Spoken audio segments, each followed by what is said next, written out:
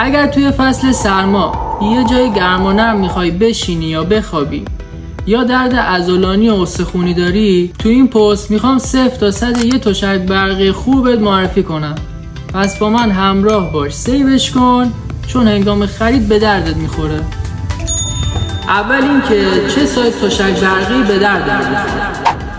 تشک های برقی در 3 سایزه: کوچیک، متوسط و یک نفره طراحی شده.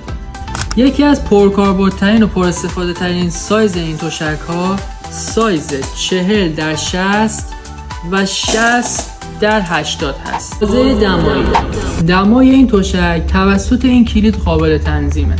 اگر شما بخواید به مدت طولانی از این تشک استفاده کنید و حس کلافگی و گرمای شدید و سوختگی بهتون دست نده، مثل زمان خواب، این کلید رو تا حد وسط تنظیم میکنین که دماش حدود 40 درجه سانتیگراده. ولی اگر دمای یک کیسه آب گرم براتون مطلوب هست، باید این کلید رو تا انتها بچرخونید که دماش حدود 65 تا 70 درجه سانتیگراد. حالا رسیدیم به جنس پارچه. جنس پارچه تشک بهتره که نرم و لطیف باشه تا گرما رو باعث بهتری بهتون انتقال بده. داخل تشک پر از المنته و نوع دوخت این تشک اگر طوری باشه که المنت ها رو کاملا فیکس کنه که دیگه عالیه. آپشن و امکاناتی که میتونه استفاده شما رو راحت کنه، یکیش اینه که خاموشی خودکار داشته باشن. یعنی اگر شما دما رو روی بیشترین حالت تنظیم کردی و دمای تشک خیلی بالا رفت، خودش به صورت اتومات دما رو کم میکنه و مجدد روشن میشه.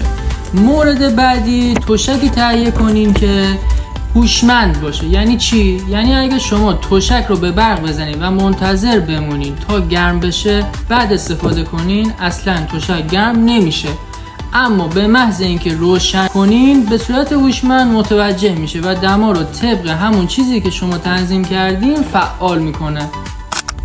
با این تشک میتونین درد سیاتیک و کمردرد رو بدون دارو از بین ببرین. وقتی دارین از تشک برقی استفاده میکنین، خب این دستگاه مدام توی برقه و داخلش هم پر از المنته.